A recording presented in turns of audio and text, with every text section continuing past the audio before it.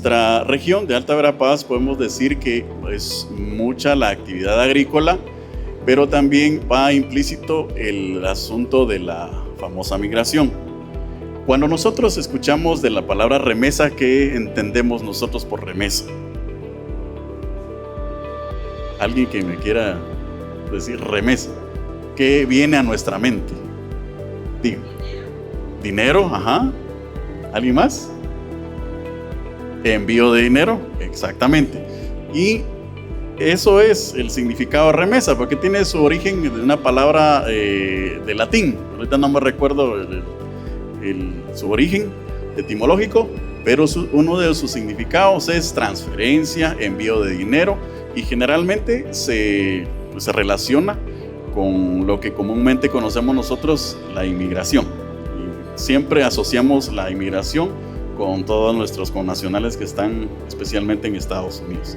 Ahora bien, en nuestra región hay mucho movimiento de remesas y que viene principalmente a la región, ¿verdad? Viene a solventar muchas necesidades económicas, principalmente familiares. Sin embargo, hay mucho desconocimiento en el sentido de cómo poder invertir o cómo poder administrar de una manera adecuada esas transferencias recibidas, porque no... $100, por ejemplo, estamos hablando de casi 800 quetzales, ¿verdad? En nuestro medio 800 quetzales es plata, ¿verdad? Y generalmente pues no envían $100, sino envían un poquito más, y ya el adecuado funcionamiento o administración de esos ingresos, pero ya va a depender de las personas receptoras. En ese sentido, si nos vamos a estadísticas muy recientes, en un alto porcentaje de lo que se recibe de remesas se va a consumo familiar. Y muy pocas veces se está enfocando en poder pensar en implementar o poner o echar a andar un proyecto de inversión, un negocio, ¿sí? Recordémonos que una buena parte de todas las remesas van al sector rural, al área rural de nuestra región. Entonces de eso viene, ¿verdad? La conferencia de hoy, para poder nosotros sensibilizar, sensibilizar e informar sobre el emprendimiento agrícola y las finanzas inteligentes como herramientas para un desarrollo sostenible. Es decir, que si se va a invertir una cierta cantidad de dinero para poder emprender un negocio que sea sostenible con el paso del tiempo, que no sea como generalmente sucede, bueno, voy a probar, a ver cómo me va, sino simplemente tener la dirección, aquel pensamiento de decir, no, esto me va a servir con el tiempo, me va a generar ingresos, me va a generar rentabilidad, me va a generar beneficios económicos, que sea autosostenible. O sea, es importante poderlo administrar para que podamos nosotros tener siempre fondos disponibles, no solo para autoconsumo, sino también emprendimientos, ¿no? El emprendimiento agrícola con recursos limitados. Generalmente, como les decía, los recursos son limitados porque, vuelvo a la carga, la administración de las remesas o de los fondos son más para el consumo. Bueno, nos viene una cantidad de plata, vámonos ahí al centro comercial, pues a ver qué comemos, a ver qué compramos, y algunos que son compradores impulsivos, ¿verdad? Y ahí se va la plata. En el área rural, pues quizás no tienen mucho el acceso para venir al área urbana y a ir a los centros comerciales, pero si se dan cuenta, una buena parte lo están invirtiendo en construcciones de casas, ¿verdad? Ustedes se dan cuenta que no solamente acá en la región, en otros lados, hay unas casas grandes, inmensas, y ahí se va la plata. Está bien, eso no quiere decir que está mal, ¿verdad? Es una inversión.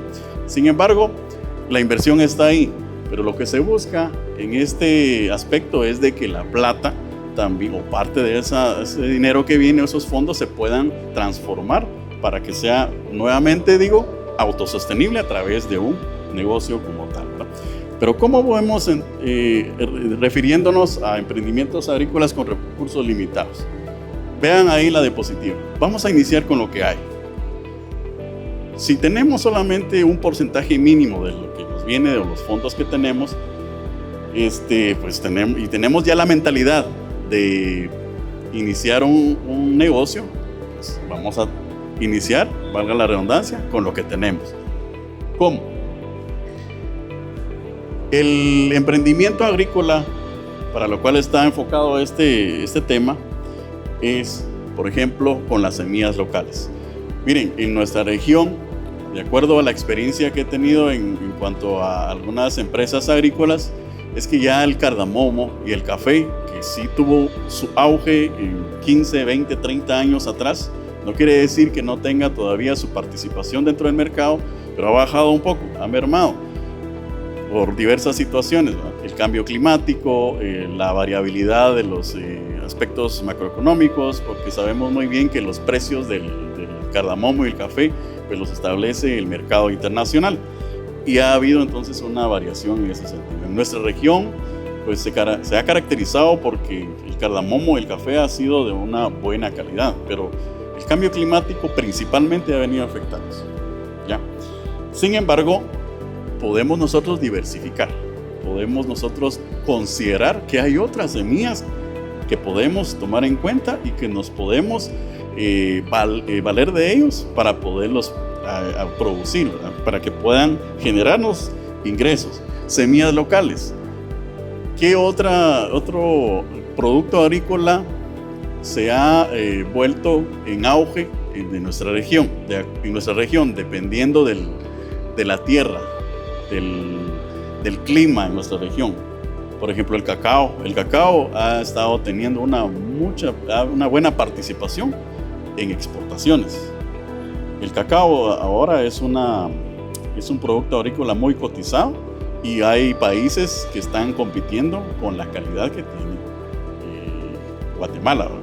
En nuestra región, principalmente Caabón, el lado del Polo Chic, tierras cálidas, tropicales húmedas, es donde se está sembrando y se está produciendo mucho cacao. Esa es una semilla que podemos nosotros muy bien utilizarla para poder empezar a generar ingresos. Tenemos otro tipo de semillas, está la vainilla, que también están produciendo algunos, la semilla, bueno, no sin dejar a un lado también lo tradicional, que estamos hablando del frijol, el maíz. Pero algo muy importante, hay también mucha demanda en cuanto al producto orgánico. Si nosotros nos enfocáramos en producir frijol orgánico o maíz orgánico, créame que sí tiene una buena aceptación a nivel de mercado, no digamos lo demás, ¿verdad? Lo orgánico es algo que está teniendo mucho auge y que es importante, ¿verdad? ¿Por qué? Porque se fomenta la conservación del suelo a través del orgánico, ¿verdad? Ahí me refiero específicamente a los abonos. Lo más tradicional en nuestros medios, estamos hablando del lombricompost, el compost y algunas otras técnicas, ¿verdad?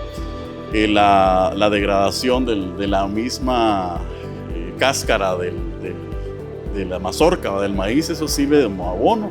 Si se fomentara mucho el aprovechamiento de ese tipo de recursos naturales, créame que sí tendríamos bastante producción orgánica. Hay mucha participación ahora de entidades, ¿verdad? Principalmente asociaciones que están fomentando ese tipo de técnicas para la conservación del suelo.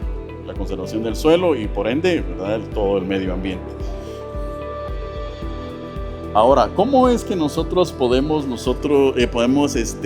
fomentar que esas semillas a través de abonos orgánicos puedan ir teniendo resultados? Recordémonos que en algún momento podamos iniciar con recursos limitados. Cuando se inicia, generalmente estamos en asesoría en cómo implementar un proyecto requiere de varios estudios, ¿verdad? Está el estudio de mercado, el estudio técnico, el estudio de viabilidad económica, el estudio ambiental, etcétera, etcétera. Cada uno de esos estudios conlleva ciertos pasos para poder determinar si es rentable o no es rentable. Sin embargo, cuando tenemos recursos limitados, podemos nosotros de alguna manera poder asociarnos con otras entidades, con otras personas que ya han tenido experiencias con lo que nosotros podamos querer emprender. ¿Sí? Por eso dice asociaciones de cultivos. Hay muchas entidades o personas, como les digo, que han tenido éxito en todo lo que han emprendido y obviamente pues poder acercarnos y poder hacer la consulta y poder aprender a través de la experiencia, creo que es importante. A nivel rural es muy común que las personas, principalmente mujeres, estén muy unidas en el sentido de que pues, buscan un bien común y efectivamente les ha dado resultado. ¿Sí? Les ha dado resultado. Sabemos que en nuestro medio pues, las mujeres no han sido incluidas por muchas razones, pero créanme que tienen muchas habilidades, muchos dones que ayudan incluso a que puedan crecer como familia, ¿verdad? Si nos vamos a lo familiar.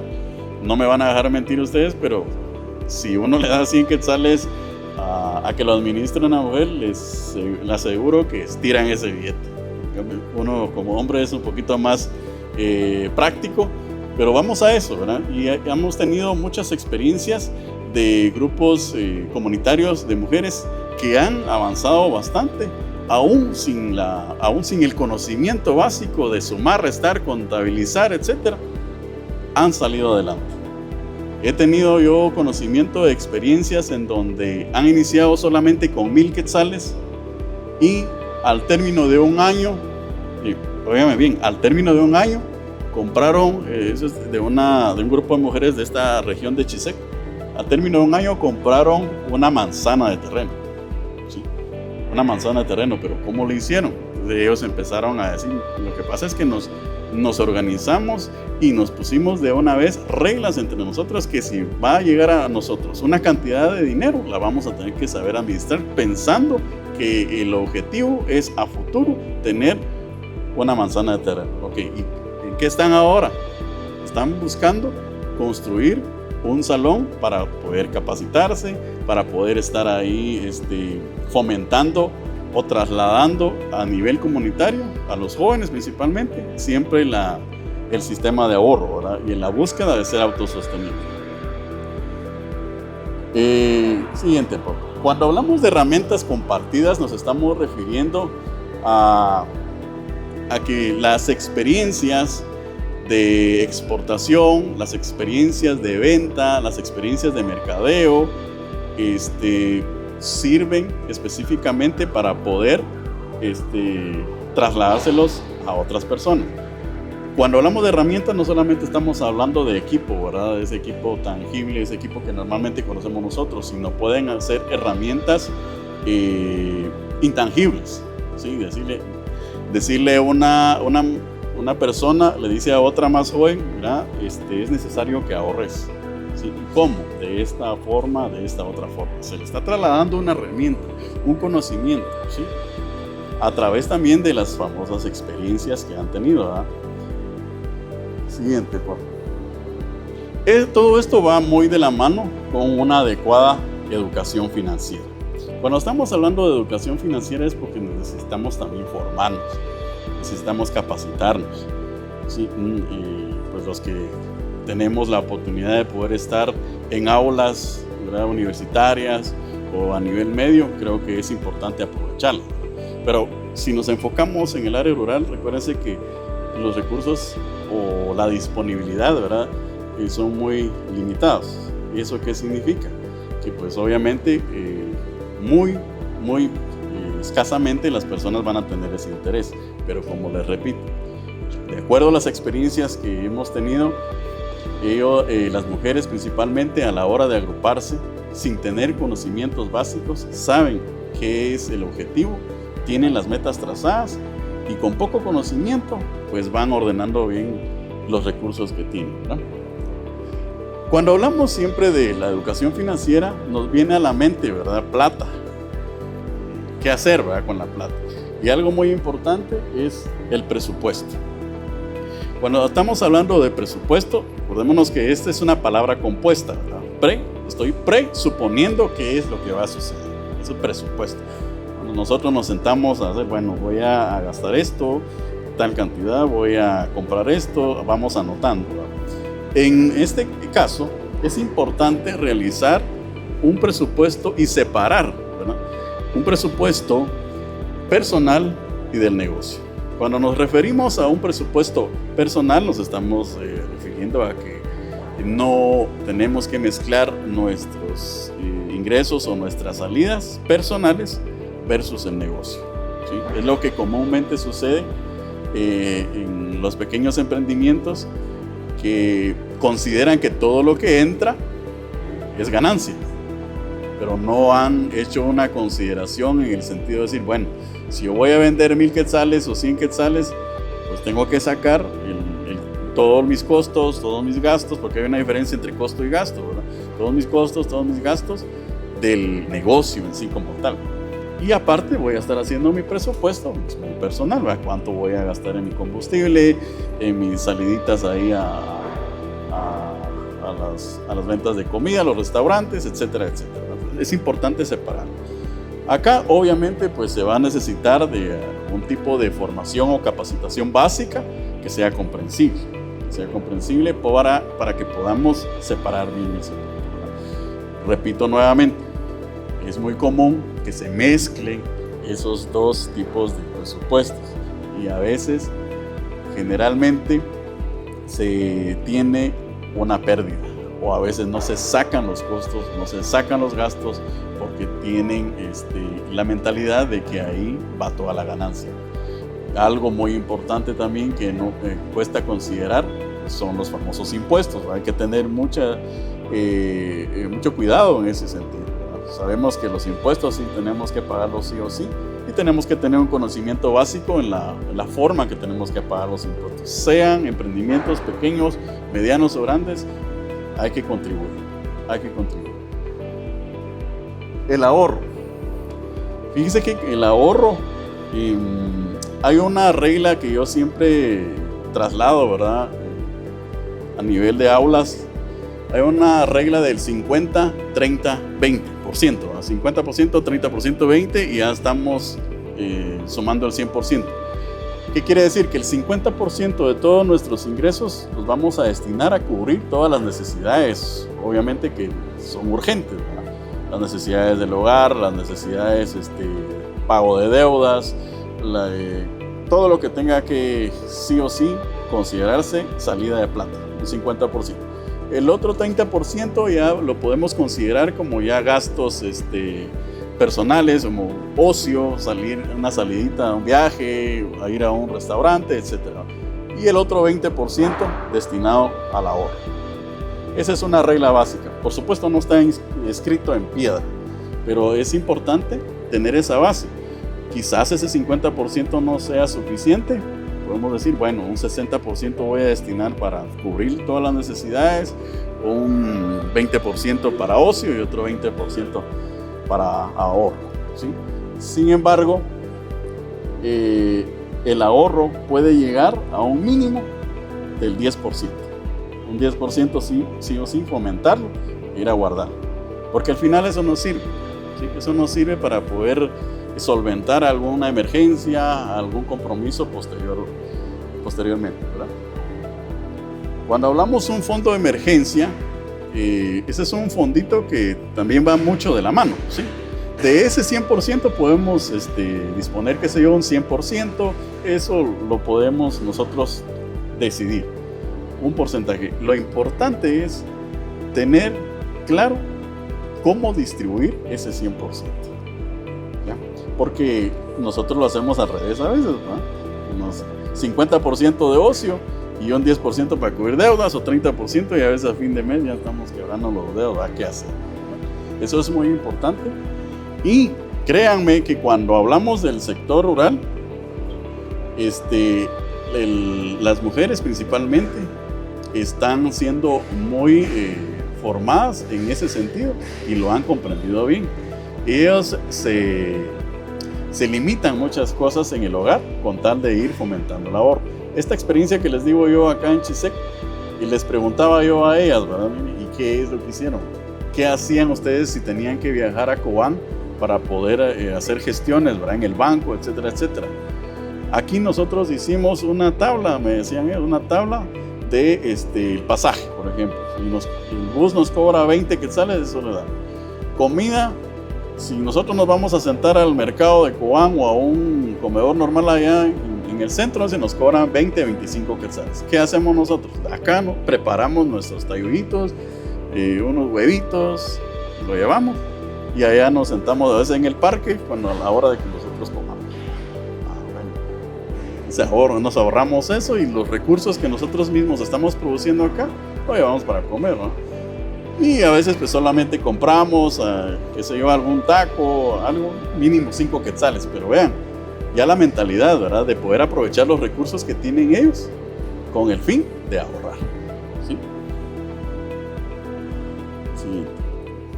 Ahora, cuando hablábamos inicialmente sobre los fondos, el acceso por los recursos muy limitados, pues vamos a tener que llegar quizás en algún punto en acceder o ver la posibilidad de solicitar algún microcrédito o fondos solidarios.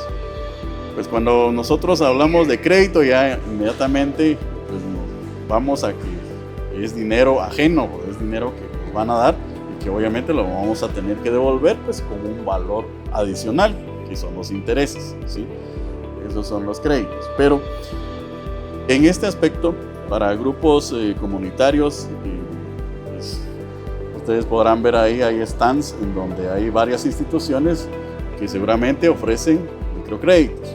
Los microcréditos, los fondos solidarios, pues están destinados específicamente a grupos organizados. Cuando hablamos de micro, que es algo pequeño, son capital o préstamos mínimos. Estamos hablando de 3,000, 4,000, 5,000 quetzales, cantidades muy pequeñas que son otorgadas generalmente, dependiendo del programa que tiene cada institución, a grupos organizados, ¿sí? O 2 o 3 personas, o quizás a una persona individual también, ¿verdad? Pueden acceder a un microcrédito y pues obviamente van a hacerle las consultas en qué lo va a invertir, y cómo lo va a invertir, cuál va a ser su proyección de ventas. Basado en eso es que se lo autorizan o se lo autorizan. Pero generalmente cuando son grupos organizados, ven, ¿verdad?, la intención, la vialidad, ¿verdad?, de ese proyecto, entonces se los autorizan. O a veces también dentro del mismo grupo comunitario van poniendo su capital semilla, ¿verdad?, de manera individual. Hay experiencias también de ese tipo de grupos, ¿verdad? Siguiente, por favor. ¿Cuándo y dónde solicitarlo? Bueno, donde ya les dije, hay instituciones ahí que ustedes pueden visitar y pues el que necesiten se puede acoplar, ¿verdad?, a lo que estén pensando realizar. Pero algo muy importante, ¿cuándo? Cuando nosotros hemos establecido en un pequeño plan qué es lo que vamos a hacer. ¿Qué? ¿Cómo?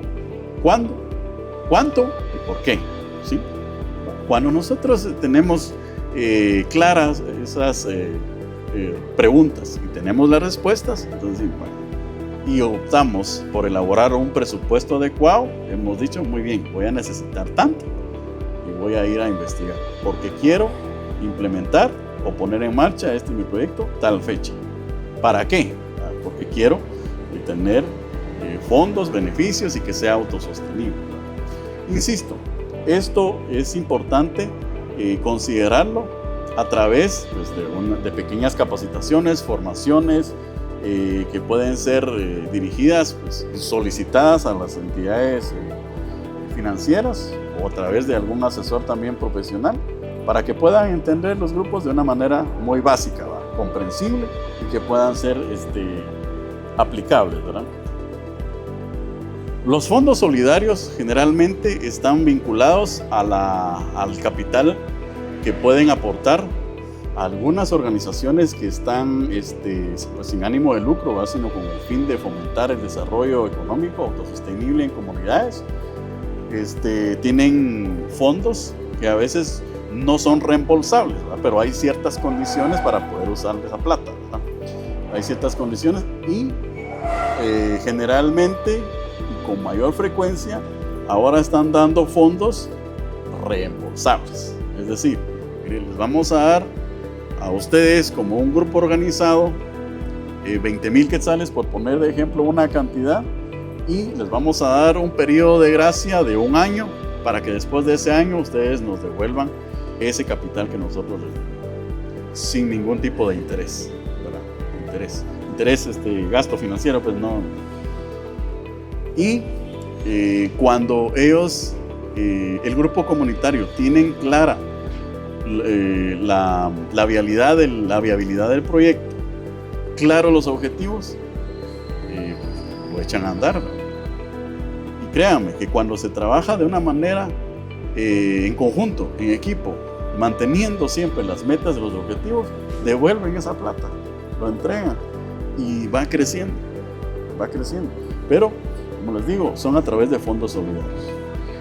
Hay una experiencia, una asociación de mujeres que recientemente también dieron favor que se hiciera un diagnóstico de cómo lo estaban trabajando. Ellos ya están cobrando, ¿verdad?, alguna cierta tasa de interés, ¿verdad? Pero es mínimo por un capital que estén prestando a alguien que está interesada. Es una asociación, ¿verdad? Tienen sus lineamientos, se tienen que asociar, tienen que dar su aportación mensual de 15 quetzales, creo, si no mal recuerdo, una cantidad mínima para sostener obviamente los gastos de la asociación, y están pues dando préstamos desde 500 quetzales, ¿no? Con un plazo de 3 meses, 2 meses, y han tenido un movimiento muy bonito, muy aceptable, porque se ha fomentado el hábito del ahorro y se ha fomentado el emprendimiento, ¿verdad? Porque muchos de ellos tienen, esa asociación está en el fomento de las semillas nativas, por ejemplo la hierbamora, que nosotros lo conocemos acá en nuestra región como el macuy, la punta de huisquil, y algunas, póngale el cilantro, verduras así que se pueden cultivar en un corto tiempo. Entonces ellos le dan vuelta, lo venden en el mercado, y vuelta en el sentido, pues, ¿verdad?, de que invierten y vuelven a reinvertir, ¿verdad?, coloquialmente hablando. Y pues devuelven esa plata, ¿verdad?, devuelven ese dinero prestado, y han tenido mucho éxito. A tal punto, pues, que ahora están pensando ver si se formalizan, ¿verdad?, a través de ver si suben los límites de crédito. Pues obviamente van a tener que tener asesoría, cuánto pueden cobrar, y de plano van a tener que pagar impuestos sobre eso, ¿verdad? Pero vamos a que la experiencia es muy importante poder compartirla y poder fomentar, como repito, la metodología que puedan tomarse en cuenta en todos estos aspectos, ¿verdad? Siguiente, por favor. Ya nosotros obtuvimos los fondos, ya nos capacitamos, ya vimos cómo tenemos que trabajar, los fondos que hemos obtenido, ya hemos producido. ¿Pero qué hacemos con nuestro producto? Hay mucha experiencia en la región en que las personas del área rural han sido capacitadas, han sido fortalecidas en sus capacidades del sector agrícola. Sin embargo, hay desconocimiento en cómo poder comercializar eso que ya produjeron. Ya les dijeron, mire, preste el dinero, produzca, tiene su parcela, hágala producir, pero muchas veces se quedan ahí. Bueno, ¿y ahora qué hago? Ya tengo mi producto, me lo como yo, lo vendo acá. Eso ha sucedido en la región, en que no tienen medios de comercialización. Cuando nosotros tenemos claro que es importante colocar lo que se ha producido, pues se tiene que uno apoyar con otras organizaciones o con otras empresas para poder vender el producto. Generalmente lo orgánico ha tenido mucho auge ahora. Se ha estado fomentando el cultivo orgánico porque es lo que están solicitando los clientes a nivel internacional, o a nivel local, o a nivel nacional, ¿sí? Lo orgánico. Ya están tratando de eliminar mucho la producción con químicos, ¿no? Pero ¿cómo lo vamos a fomentar? A través de los mercados locales. Las ferias comunitarias.